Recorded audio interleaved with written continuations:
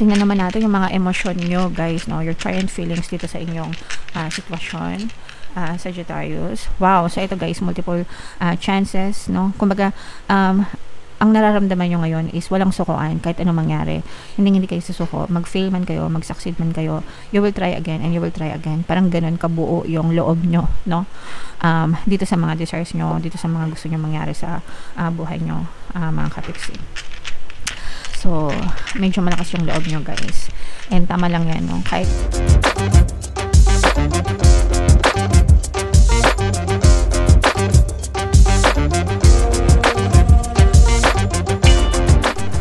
hello guys, hello Sagittarius, welcome back to Pinoy Pixie Tarot. Ang pamagat ng episode natin for tonight is sa loob ng 60 days, timeless reading para sa Sagittarius, Sun, Moon, Rising, Sign, and Venus. So ito yung spread natin, and ito naman yung ating tarot dice, mga kapixie. Ayan.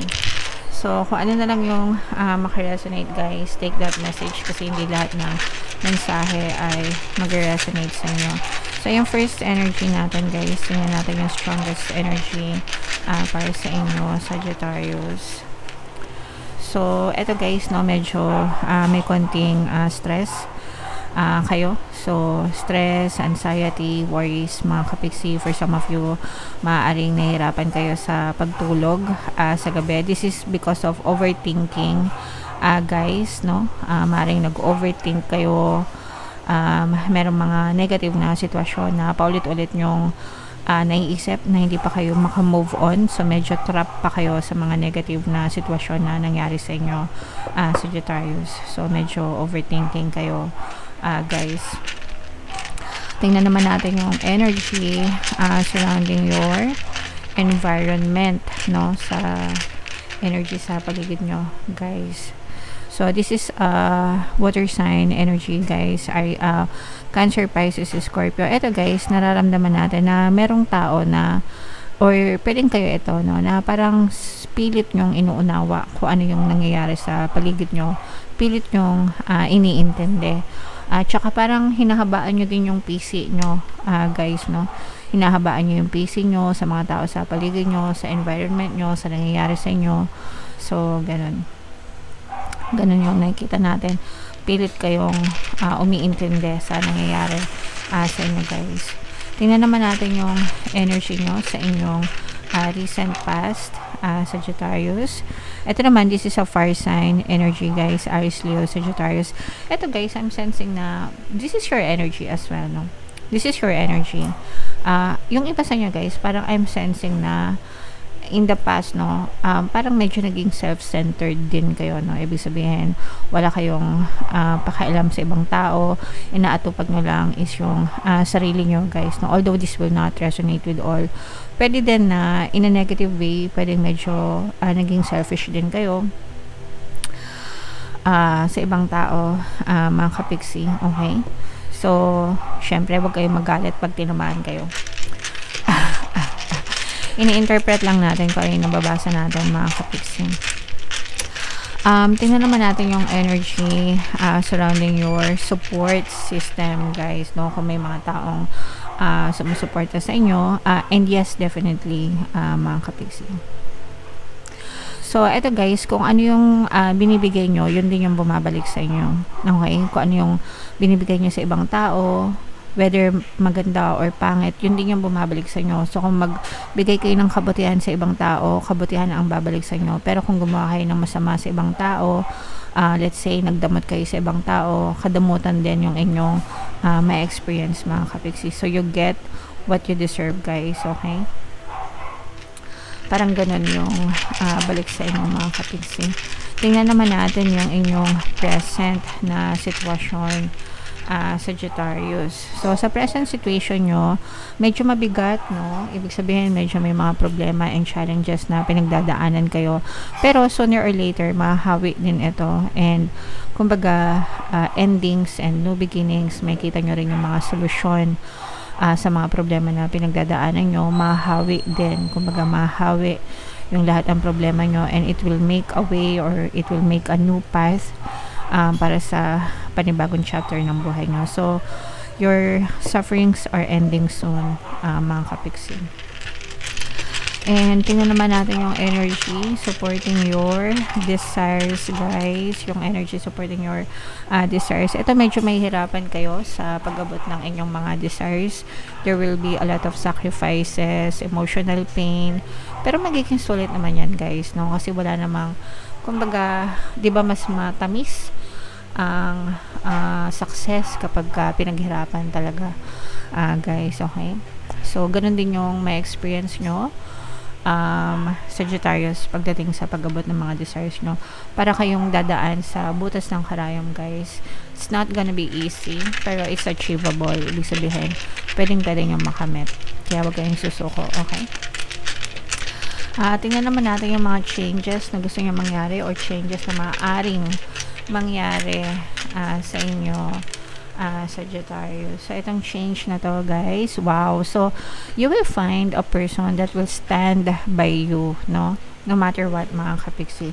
For some of you, maaring meron na, no? Maaring meron na kayong specific someone na talagang nandyan para sa inyo. For some of you naman, maaring matagpuan nyo pa lang, no? Yung talagang kahit anong mangyari, hindi kayo iwan sa hirap at sa ginhawa, mga kapiksi. Tingnan naman natin yung mga emosyon nyo, guys, no? Your current feelings dito sa inyong sitwasyon, Sagittarius. Wow, so ito, guys, multiple chances, no? Kumbaga, ang nararamdaman nyo ngayon is walang sukuan kahit anong mangyari. Hindi kayo susuko. Mag-fail man kayo, mag-succeed man kayo, you will try again and you will try again. Parang ganun kabuo yung loob nyo, no? Dito sa mga desires nyo, dito sa mga gusto nyo mangyari sa buhay nyo, mga kapiksi. So, medyo malakas yung loob nyo, guys.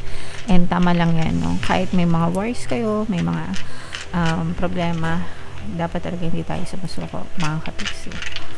So, tingnan naman natin how events will unfold, no? Kung ano yung magiging turn of events for you, Sagittarius. So, eto, guys, nakikita natin na habang naglalakbay kayo dito sa journey na to, mas nagkakaroon kayo ng understanding, no? Parang lumalalim yung kaalaman nyo na hindi lahat ng bagay ay nasusukat sa mga material na bagay lang. Hindi yung success nyo, yung tagumpay nyo, hindi material na bagay lang yung sukatan yan. At saka natututo din kayong maging humble, mga kapiksi, magpakumbaba. Actually, guys, the more na pinagpapala kayo, the more na binibless kayo, mas lalo kayong nagpapakumbaba, Sagittarius. And tama lang yan kasi yung mga mapagkumbaba, mga kapiksi, lalo yan pinagpapala ng nasa taas. So, yeah. And ano naman yung energy na nakaka-apekto sa inyo, no? Nakaka-apekto sa inyo, sa inyong paligid, guys. So, eto, guys, mga problema. Eto, guys, ramdam naman natin na yung mga problema nyo, talagang apektado kayo mentally, emotionally, pwedeng physically din, guys, kasi nadidrain talaga kayo. Medyo nagiging weak kayo, but at the same time, sinusubukan nyo pa rin na maging malakas. And, guys, normal ito dahil tayo tao. Kapag ka naman problema tayo, hindi talaga pwedeng hindi tayo maapektuhan. So, normal lang yan. Huwag kayo masyadong magpa-affect. Kumbaga, huwag nyong isipin na OA kayo or overly dramatic. It's okay na magmukmok, it's okay na umiyak, it's okay to feel those emotional pain habang may mga problema kayo. That's normal. We are human, mga kapiksi. But you also have to understand na matatapos din yan, okay? So, sabihin nyo lang, guys, this too shall pass, matatapos din ito, malilipasan ko rin ito. Okay? And tingnan naman natin yung energy surrounding your guidance. Medyo mahina na yung tunog ng dice kasi tatlo na lang yung natitira. So, energy surrounding your guidance, mga kapiksi. Ayan, no, love, guys, no. So, sabi ko nga, mga kapiksi, you will find someone who will stand by you. And definitely, guys, yung mga spirit guides nyo, hindi rin kayo papabayaan kasi mahal na mahal kayo ng mga spirit guides nyo. Lahat tayo, guys, may spirit guides, no. Simula nung pagkabata natin, simula nung pinanganak tayo, lahat tayo may spirit guides and hindi tayo papabayaan ng ating mga spirit guides no matter what happens, guys. And in the near future, guys, tingnan natin yung energy nyo in the near future. Oops. So, yeah, this is love. You will learn, parang mag-heal yung mga puso nyo, mga kapiksi. And you will find love and you will find light again, no? At the end of the tunnel, guys, parang lahat ng mga stress, worries, anxieties, yung mga resentment nyo, mga galit, parang feeling ko matutunaw lahat yan. Magkakaroon ng healing sa inyo in the future.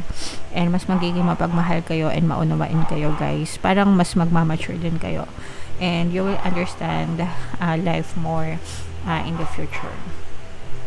So, tingnan natin, Sagittarius, yung inyong conclusion, final conclusion nitong reading na to for you, Sagittarius.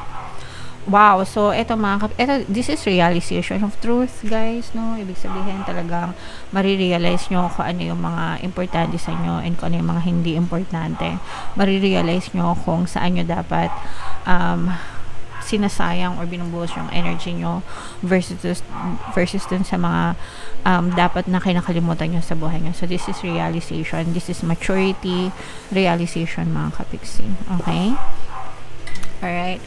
So, comment down below, Sagittarius, if feeling nyo naka-resonate kayo dyan sa story na yan. Bunot lang tayo ng additional message. Habang sinashuffle ko to, guys, panoorin nyo muna yung video natin regarding sa ating paano mag-manifest ng abundance video course.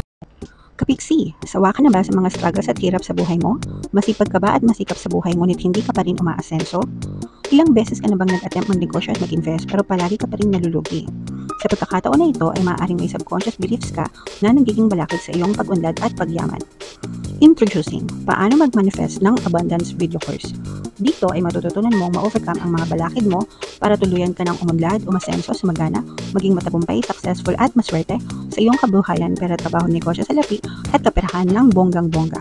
Dali, mag-send na ng email sa pinoypixitaro@gmail.com at simulan na ang iyong pagyaman ngayon.